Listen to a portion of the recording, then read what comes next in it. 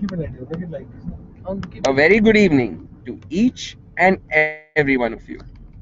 Hi, I'm Ashish Vaswani, and you are watching another newscast from the studios of Deadlines Tonight. Don't be surprised by the venue this evening because we are reporting to you live from inside a moving car which is on its way to the heart of Mumbai. We've left from our newsrooms in Pune this evening to spend the weekend in Mumbai, and as luck would have it, a little bit of a detour to have a cup of chai in the middle of Lonavala along with some bhajiyas has led to us being in this strange position. But nevertheless, ladies and gentlemen, we continue our endeavor to bring you the cutting edge and latest news from India and across the world so that you can not just watch the news but also be it. On that note, ladies and gentlemen, let us begin with tonight's newscast. We will begin our newscast this evening with slightly somber news. As you must all be aware, Malaysian Airlines MH17 was shot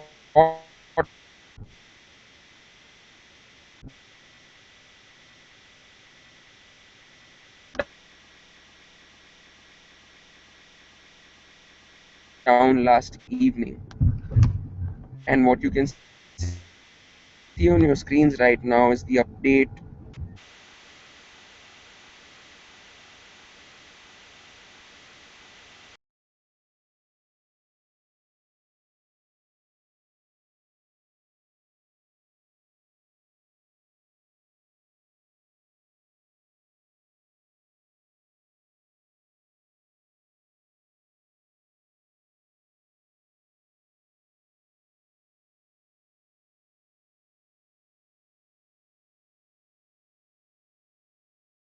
as of now. Emergency workers, police have started surface to air missile brought down the flight 17 of Malaysian Airlines as it flew from Amsterdam to Kuala Lumpur, but could not say who fired it. Russia rebels, they are fighting in the east, and the Russia government that Ukraine accuses of supporting the rebels all deny shooting the passenger plane down. Moscow also denies backing the rebels. This is some sad news that has come our way this evening, ladies and gentlemen, especially on the back of the Malaysian Airlines MH317 that had an unfortunate disappearance a couple of months ago. Let us spend a moment remembering those innocent victims of this tragedy, and let us pray to the Almighty to grant the families of those who've lost their life some sort of courage to cope with this situation. And on that note, ladies and gentlemen, let us gain some inspiration from a world leader who we all look up to. It is the 96th birth anniversary of our very beloved Nelson Mandela. And very rightly, Nelson Mandela's birth anniversary has been commemorated in the Google Doodle today, which you can see on your screens right now, which you may have already seen through the day, I'm sure.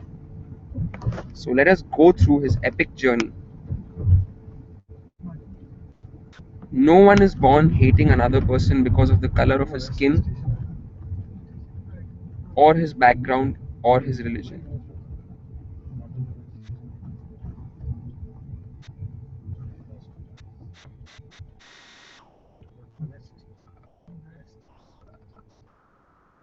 People must learn to hate, and if they can learn to hate, they can be taught to love, for love comes more naturally to the human heart than its opposite.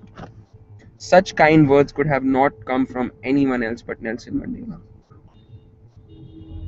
What counts in life is not the mere fact that we have lived, it is what difference we have made to the lives of others that will determine the significance significance of the life we led. भैया सायंतून तिकडे घ्यायचं आहे आम्हाला. City light माहित आहे ना तुम्हाला? हा सिटी लाईट लाच जायचं, शीतला देवी टेम्पल जायचं. Sorry for that interruption, ladies and gentlemen. On education is the most powerful weapon which we can use to change the world. So, ladies and gentlemen, as we celebrate this leader of South Africa, who was so important in the history of the world that generations to come will remember him for his contributions, not just to South Africa, but also the rest of the world. Before we leave the memories and thoughts of Nelson Mandela, let us close on one final quote from him. For to be free is not merely to cast off one's chains, but to live in a way that respects and enhances the freedom of others. So, ladies and gentlemen, I will take you across to the cover story of the Economic Times, which says that Tata Consultancy Services has declared its quarter one results last evening, and the good news is that their quarter one net revenue is up 45% and is now pegged at a 5,568 crore rupees. So that's some very good news for all you techies out there who invested all their life savings in TCS. Infosys, you will catch up soon.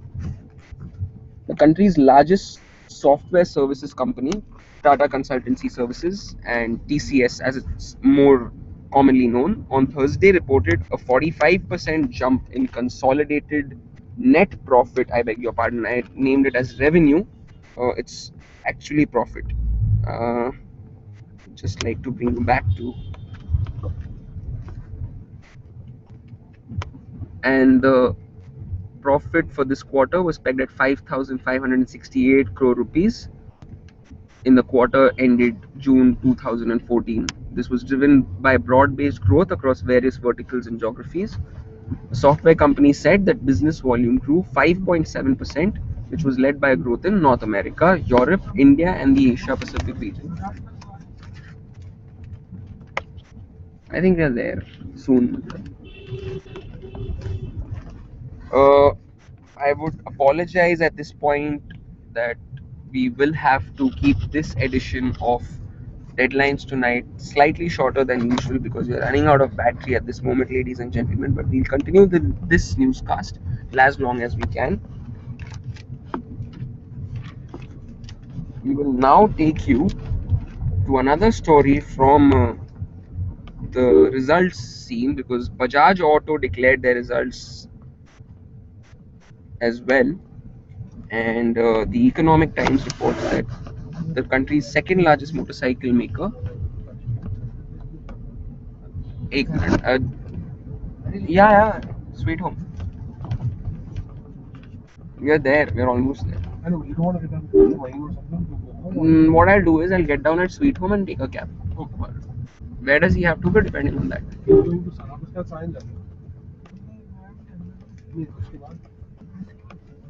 हाँ ठीक है. Apologies for that.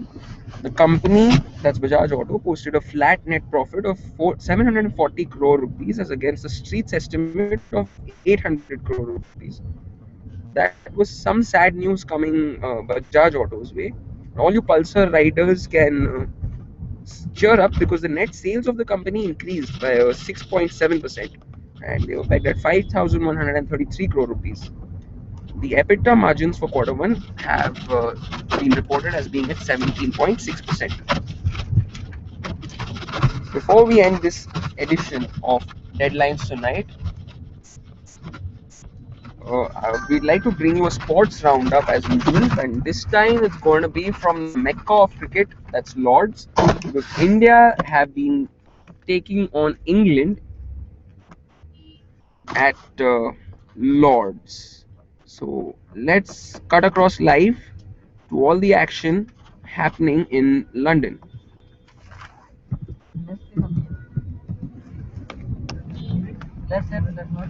Yeah. So England is batting at a score of 123 for the loss of 4 wickets in response to India's 295 that they posted earlier. As we can see, first match was in the series was won by India by a margin of 20 runs, which is like very close.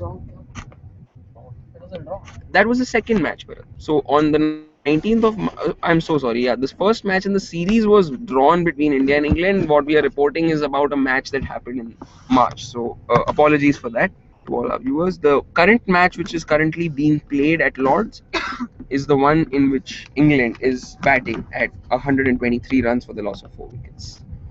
So on that note, ladies and gentlemen, let me try and see if I can get you one last news item that could cheer your evening up before you wrap up your week to enjoy the weekend, most of which is expected to be slightly wet, irrespective of which part of the country you are in. So, I would like to cut you across to my favorite page of the Economic Times, which is called The Business of Transport. So, allow me a moment to come back on screen so that I can use my niece's special flashlight abilities to the best that I can, and special credit goes to Miss Chavi Nankani for her unwavering support to this edition of newscasting at deadlines tonight. We will be indebted to her, and she will be suitably rewarded with chocolates. So high five. Thank you, Chavi. Our last news item is going to be about the Yum Restaurant Group, which handles KFC and Pizza Hut restaurant chains in India. And the sad news is that the same store sales at all franchises of Yum restaurants have seen a dip of 2%. The quick service restaurant company says that negative sales have been a result of consumer sentiment and are in line with the category. So the April to June period has indicated that high food inflation and slowing discretionary spends continue to impact quick service restaurants business in the country. A Yum India spokesperson has said that the India division system sales increased 18%, driven by 25% unit growth, which was partially offset by a 2% same store decline. So what this means is that though they have seen a revenue growth of 18%, the same store sales have seen a dip of 2%. So for all the business fanatics out there, this is something to ponder over. Before we close, ladies and gentlemen, some news from the world of technology. And this time it's going to be about a debutant original equipment manufacturer called OB Mobiles, which has debuted in India on Snapdeal. So OB Mobiles has debuted in India, and interestingly, this is OB Mobiles is a venture of ex-Apple CEO John Scully's company called Inflection Point. This company has entered India with a launch of Octopus S520 smartphones that are priced at approximately 11,990 rupees. The phone will be initially available only on e-commerce website Snapdeal. Very interestingly, this could be looked at from the point of view that Moto X and Moto G are exclusively available on Flipkart. The two companies, that's Snapdeal and Inflection Point, have said on Thursday that the Octopus S520 features a 5-inch HD IPS display. It is powered by 1.7 MHz MediaTek octa-core processor and runs the 4.4 KitKat operating system by Android.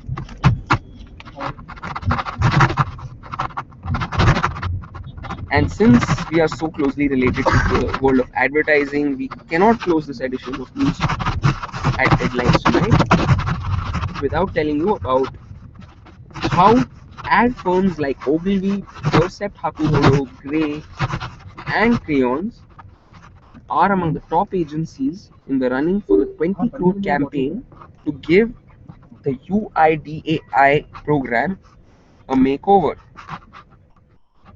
So, as you must be aware, the Unique Identification Authority of India, which is the agency that issues the biometric Aadhaar identification card, has decided to ask these advertising giants, that's Ogilvy, Percept, Hakuhodo, Grey, and Crayons, to pitch for a makeover of sorts. As you must be aware, the symbol for the Aadhaar card was the thumb impression, and Nandan Nilekani was involved until, of course, his political ambitions were made clear. Um and it's going to be a tough race to find out which agency grabs the mandate for this very famous makeover. On that note, ladies and gentlemen, though it's 16 minutes into our newscast this evening, we would bring this edition to a close. We hope we did justice to the limited news that we covered this evening, and we also hope that you had a good time. Should you have any feedback about this newscast or anything else on the deadlinestonight.com channel, please feel free to leave your comments or respond to us on our Facebook page or on Twitter. We are now available on Twitter as well. Our handle is DT_India, that stands for Deadlines Tonight, followed by an underscore, followed by India. Please hit the subscribe button if you liked our content. Good night and have a great weekend. We will see you on Tuesday evening at 8 p.m. Bye bye.